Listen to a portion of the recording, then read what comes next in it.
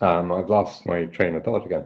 No, but it's what I suppose. So you don't think when you were talking, you putting stuff up on Facebook, you don't think it was, Boise saw a mental health thing in it where you didn't see it. Yeah, okay, now I remember what I was at. So, yeah, so I had a big experience with mental health, and 2 years ago, I thought I was Eckhart Tolle, I was like totally sorted and zen. Mm. And then the story will get a bit dark, and a bit, but 1st of December 2019, I was living out on a farm. I had a small little farm. I was growing my potatoes and totally happy. I mean, super zen. And then I came in that morning to visit my mum and dad, and my mum had passed away. Oh man. So, and dad was in a really kind of hectic, kind of chaotic state. It was a warning sign that there was.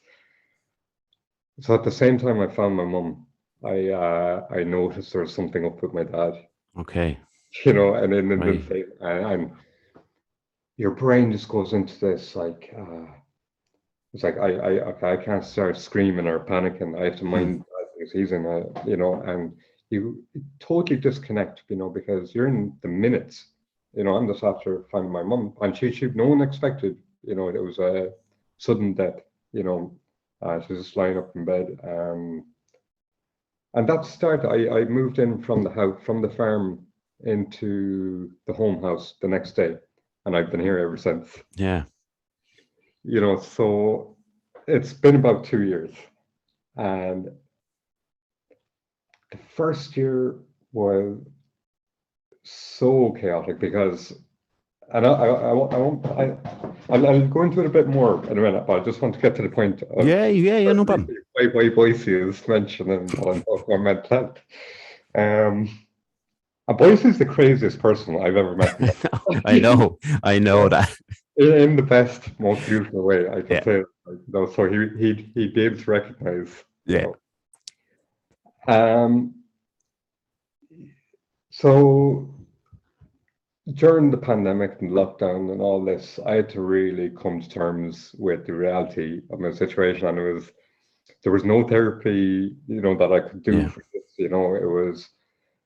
It wasn't, afraid of the voices in my head or the people that were having expectation of me to go on top of the pops. Yeah. It was like I have to get up at 5 o'clock in the morning, and I have to start cleaning the house then, and I have to do everything minute by minute, or as things would go. It was real hardship. I don't even like that word because some people had it far worse than I had. But it was more of a real mental health thing. But then I had a turn where it was like, I need to change my own narrative here, because I'm falling into this trap of, I went into the caring role. It was overwhelming me. You hear the stories, like horror stories of carers, who go into it, and it overwhelms them straight away because it's hard. Like it's 24/7, months and months on end.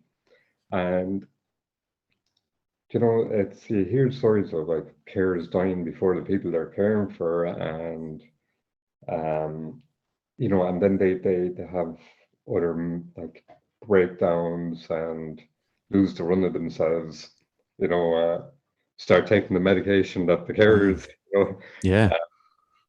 But I was like, I have to change this. This isn't going to be my life, because I had gotten to such a good place, and I had a full career and everything was going good.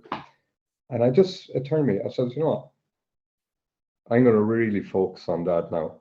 And I'm going to do like the guitar or the piano, and I'm going to become the best carer I can possibly be, And it was just like I had to put the blinders on or the blinkers and just get to work. So I think that influenced.